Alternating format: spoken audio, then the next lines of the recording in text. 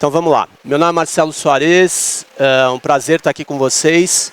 A maior parte da minha carreira foi na indústria de bens de consumo, em especial bebidas e alimentos. Há quase 7 anos eu estou na BRF. A primeira parte da minha passagem na BRF eu fui diretor de marketing para as marcas de consumo. E minha última posição, diretor de trade marketing, vendas digitais e inteligência comercial.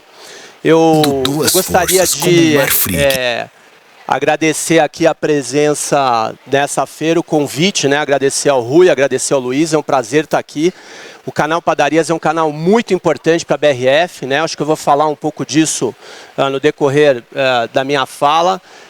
Vale lembrar que uma das marcas que ajudou a construir a marca Sadia foi a categoria Frios, presunto Sadia, ícone de categoria, que foi basicamente construído dentro das padarias, né? Então a gente olha para vocês com muita estima, com muito carinho, além da própria relação comercial que nós temos. Eu vou passar um vídeo para vocês que fala um pouco da Marfrig BRF, né? Então, atualmente, nós temos uma intenção de combinar essas operações e eu gostaria que ainda depende da aprovação de algumas autoridades, né? Mas eu gostaria de passar o vídeo apresentando o que seriam essas duas companhias combinadas. Vamos lá. Quando duas forças como Marfrig e BRF se unem, nasce uma das maiores empresas de alimentos do mundo, MBRF Global Foods Company. A prova de que 1 mais 1 é muito mais do que 2. São 100 anos de história, construindo marcas icônicas, presentes em 120 países. São 130 mil colaboradores. São mais de 425 mil clientes e mais de 8 milhões de toneladas de alimentos produzidas por ano, com 100% de compromisso com o planeta e com as comunidades. São 152 bilhões de reais de faturamento por ano e mais de 5 bilhões de reais investidos em eficiência, tecnologia e inovação. MBRF Global Foods Company, trabalhando no presente para alimentar o futuro.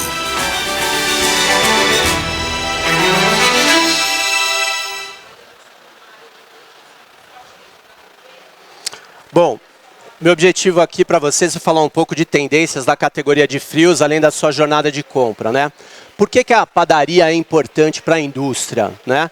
Porque muitas das categorias que nós vendemos são construídas através do canal padaria, né? Eu acho que o que existe de mais caro quando a gente está começando um negócio, mais do que construir uma marca, é construir o hábito para que as pessoas passem a consumir determinado produto, né? E no caso de alimentos, existe uma crença, tanto para alimentos como para bebidas, né? O canal padaria é o canal mais importante, onde a indústria coloca mais foco na construção do hábito, é onde as pessoas vão experimentar para depois elas fazerem maior volume nos outros canais, como o autosserviço. É quase o equiparado para categoria, para a indústria de bebidas, ela olha para o bar como um construtor de imagem, né, e foca a sua estratégia lá para depois vender maiores volumes em outros canais. A padaria tem essa visão no canal alimentar. Por que ela tem essa visão? Porque ela permeia todas as ocasiões de consumo que a gente tem no dia, né? Não é só o café da manhã, mas aqui entre refeições, almoço e o próprio jantar. E basicamente é muito importante aqui, muitas vezes a indústria não tem a visão de diferenciar quando uma padaria, qual que é o mix dela entre consumo imediato e consumo futuro dentro do lar, né? E aqui é onde eu acho que a gente tem a maior oportunidade do ponto de vista de vocês, de trazerem, gerarem fluxo para a loja, como a indústria pode ajudar, né? Quem aqui já não se deparou, sabe na padaria de bairro que horas que sai a fornada de pão, né? Ou quais as memórias afetivas que a gente tem. Eu, por exemplo, eu frequento diferentes padarias no meu bar, porque cada uma tem a construção de um produto que me traz uma memória. Então, quando eu quero um pão italiano, eu vou numa padaria. Quando eu quero um croissant, quando eu quero algo muito específico, eu tenho essa relação de construção desse hábito comigo e com a minha família. E é essa riqueza que eu acho que vocês apresentam para a indústria. além do encontro social, né, que eu acho que a vinda cada vez maior, né, a saída do escritório, ou numa cidade como São Paulo, os encontros entre reunião, a padaria é palco de muito encontro de negócio. Qual que é a principal visão disso? É a atratividade do consumo.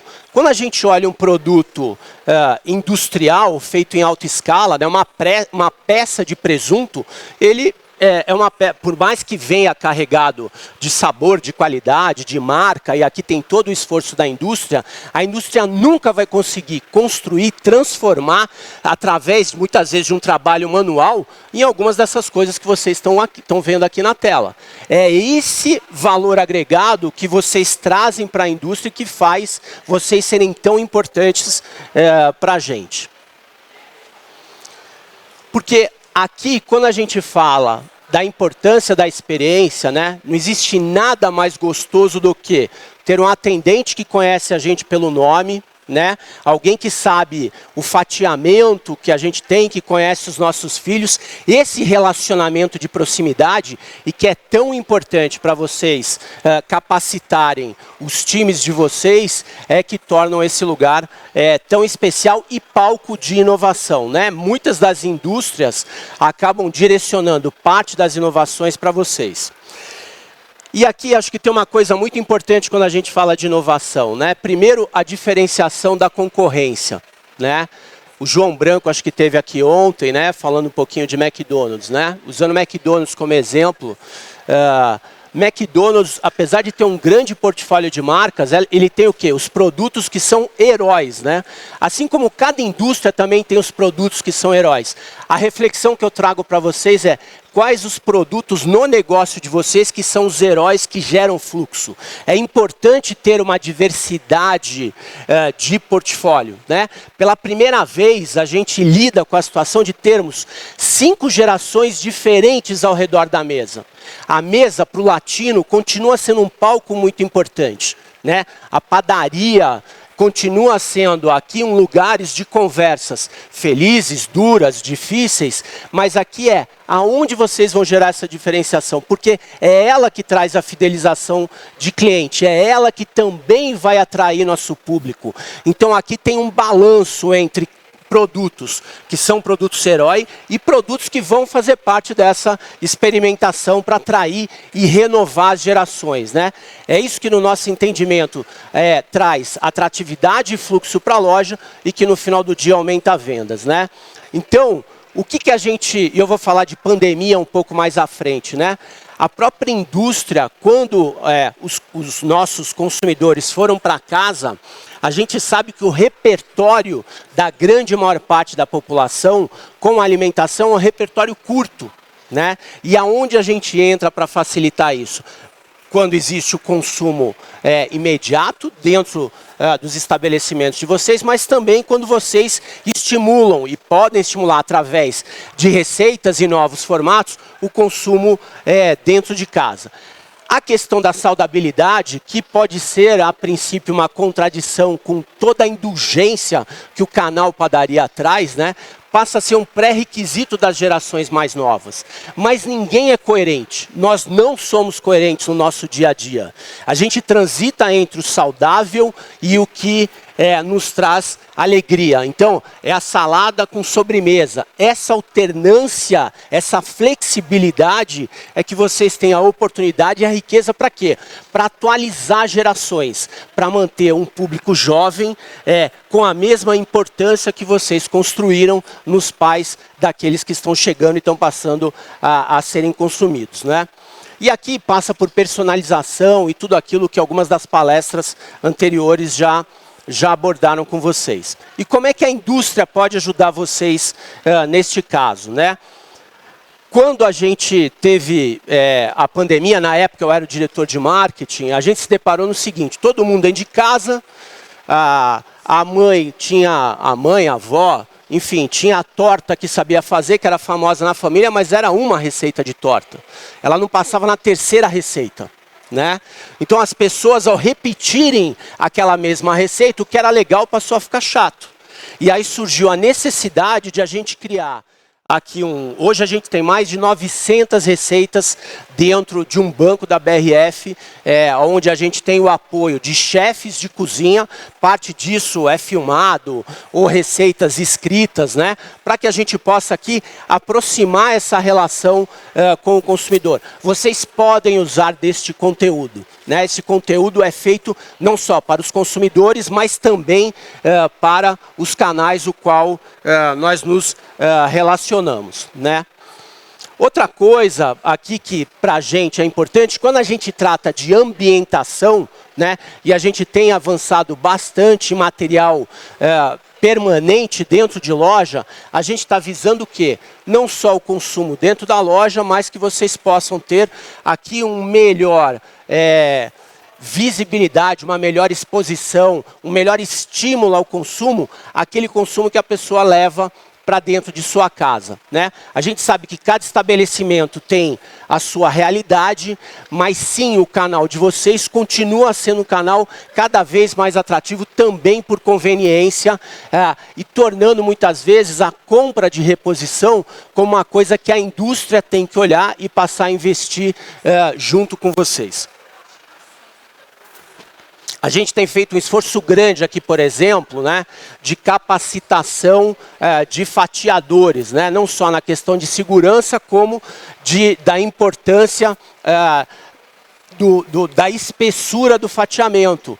Esse é um trabalho de parceria que a gente pode ter junto com vocês e que a gente já está em caráter de laboratório fazendo com outras entidades, a indústria ajudando a capacitar a força de vocês. A categoria de frios como um todo, ela representa algo em torno de 14 bilhões de reais, né? Categoria essa, de novo, que vocês são referência. Um autosserviço, um supermercado, nunca vai ter um fatiador como o fatiador da padaria. O cara que vai comprar no autosserviço, ele está comprando com uma ocasião diferente. Aquele consumidor mais exigente, ele vai procurar o canal de vocês. Esse é um ponto de diferenciação importante. E para nós, essa é uma categoria relevante, por quê? Porque ela cresce acima do que cresce o mercado de alimentos e é uma categoria rentável para nós e para vocês.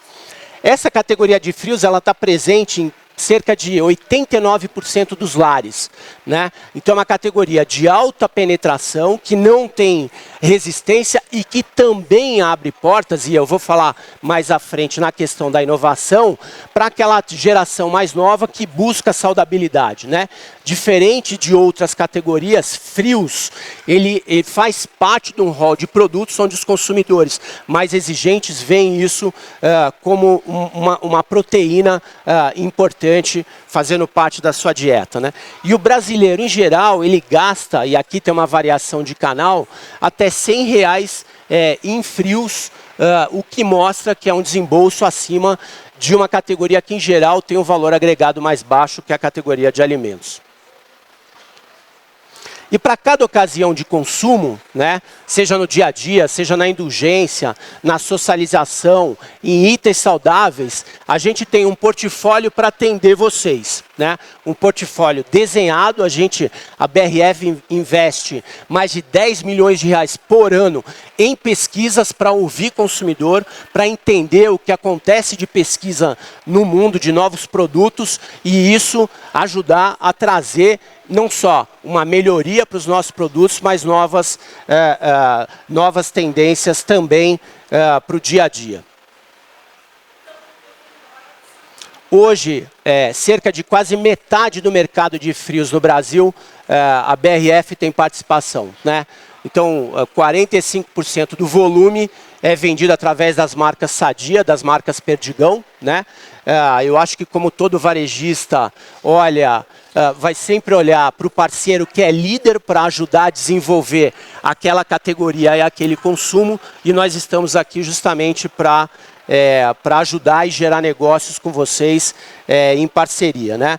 A parceria, ela começa com marcas que foram marcas construídas ao longo de muito tempo, né? Perdigão tem 90 anos, Sadia tem 80 anos, e aqui a gente começa a ter a primeira oportunidade, né? Então, mortadela, a gente tem mais ou menos 60% do mercado de mortadela no Brasil, e a gente vende no canal padaria 11% acima do que a gente vende no supermercado. Então, o que significa aqui que a gente tem uma boa alocação, mortadela vende bem e tem uma boa alocação no canal de vocês.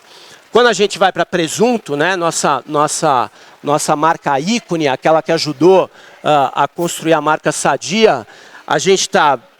basicamente tem a mesma alocação do que os demais canais, né? Então o autosserviço vende tanto quanto o canal de vocês e a gente tem 44% de mercado. Aonde a gente tem a maior oportunidade de desenvolver negócios, né? Justamente nos frios especiais, né?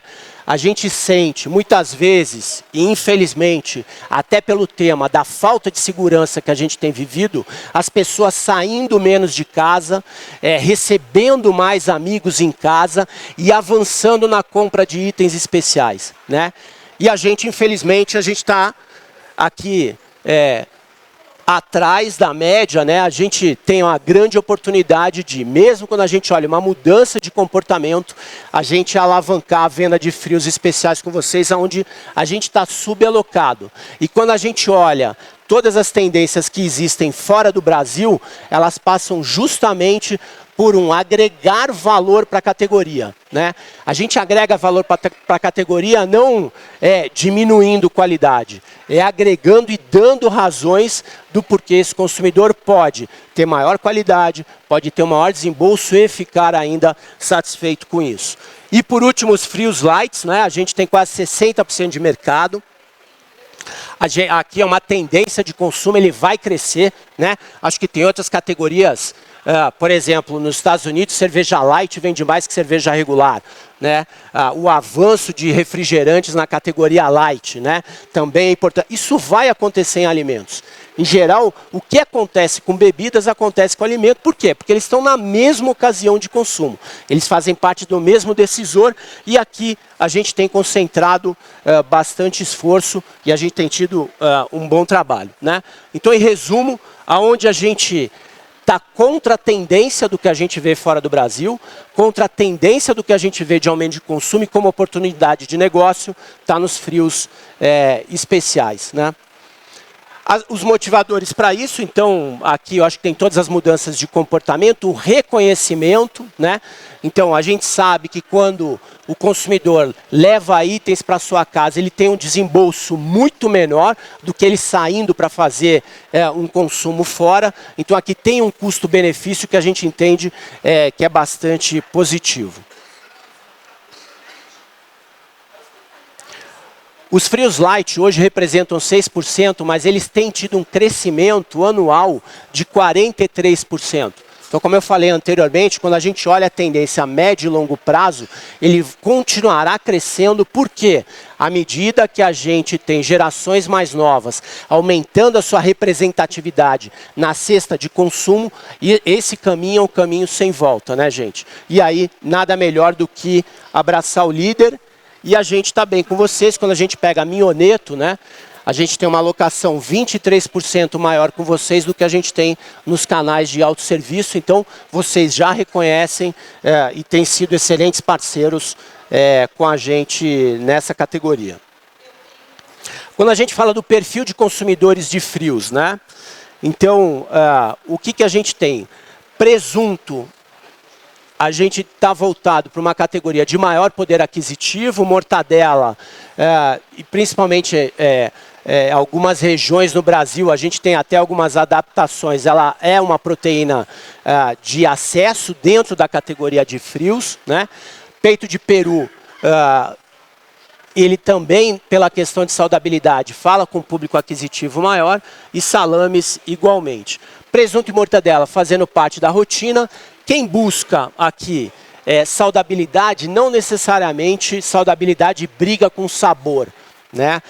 Muito do que a gente busca de pesquisa em desenvolvimento é como é que a gente oferece algo para o consumidor que não signifique uma renúncia do que ele está acostumado a consumir. E os salames, aqui para momentos especiais, é algo que a gente ainda tem oportunidade de desenvolver. A tomada de decisão, né? Então, a construção de sabor é a principal tomada de decisão, e isso tem a ver com a construção de hábito, né?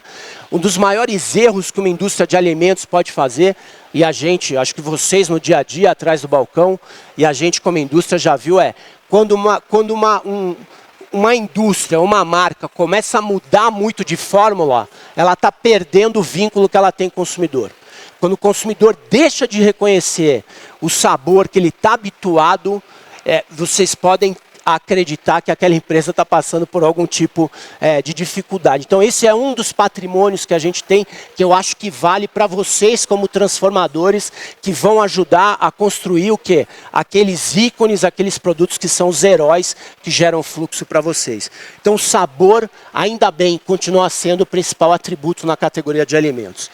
Preço, claro que ele é importante, porque a gente sabe que a gente tem uma parcela de consumidores que não olha preço, principalmente aqui presunto, né, ou frios especiais, mas o grande volume, a gente ainda tem uma elasticidade, e a gente sabe disso, o nosso Brasil traz bastante desafio em função disso.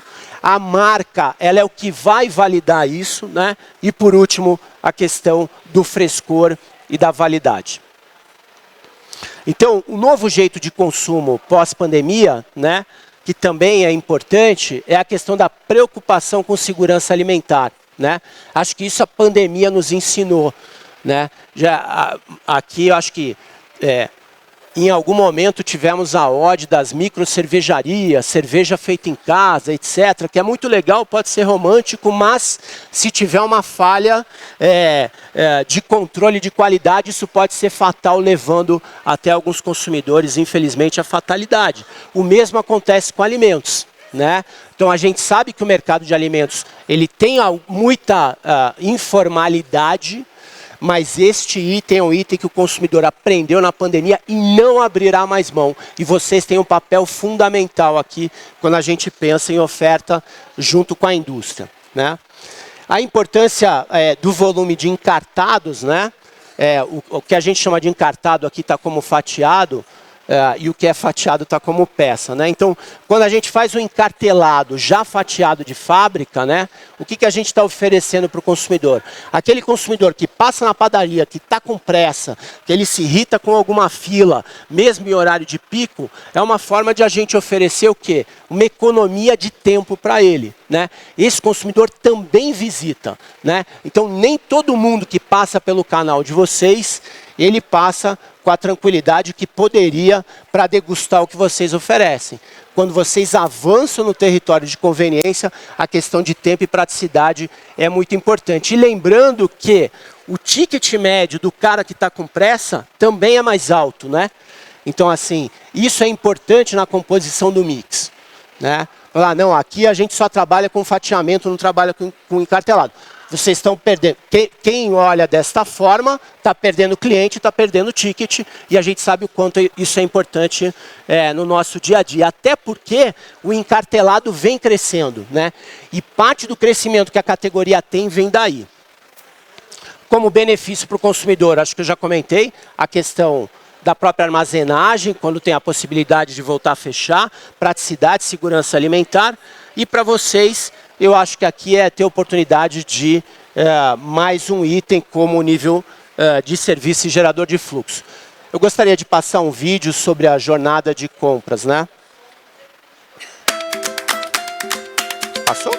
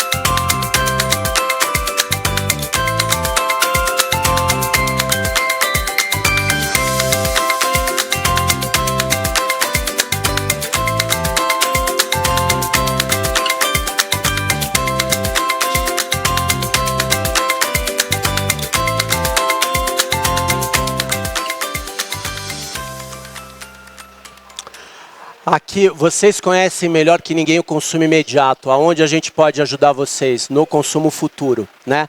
Então, esse raciocínio, essa organização de planograma e ajuda através de materiais permanentes e a gente entender o comportamento da loja de vocês, a gente tem um enxoval desenhado especificamente para o canal Padaria, a gente não está aproveitando nenhum enxoval de outro canal para vocês, então essa customização é uma coisa que para a gente faz sentido e é um caminho sem volta, né?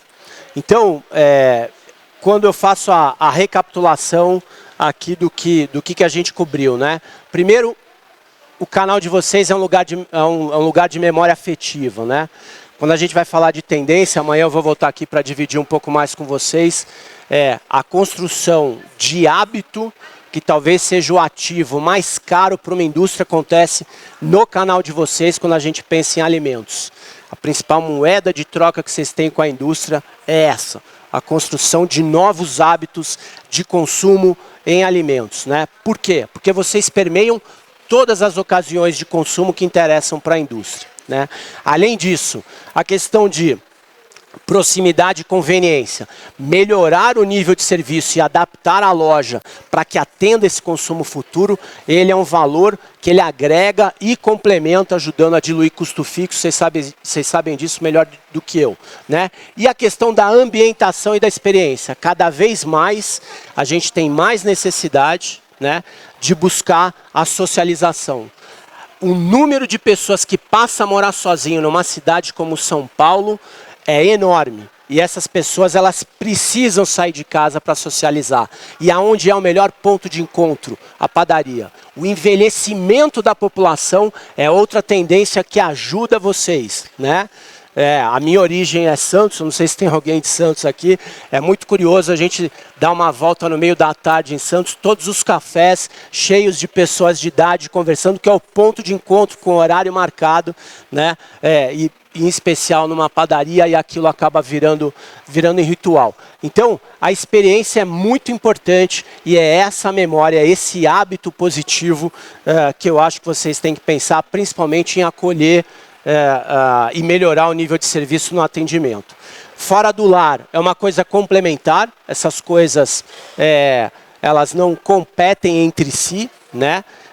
E aqui, acho que tem uma oportunidade enorme de vocês serem o facilitador e estimular esse consumidor a que vá buscar em vocês, onde tem um atendimento diferenciado, onde a qualidade é diferenciada, onde já existe esse relacionamento construído no tempo, para que as pessoas passem também a serem transformadores e avançarem numa tendência que é o avanço da culinária, né?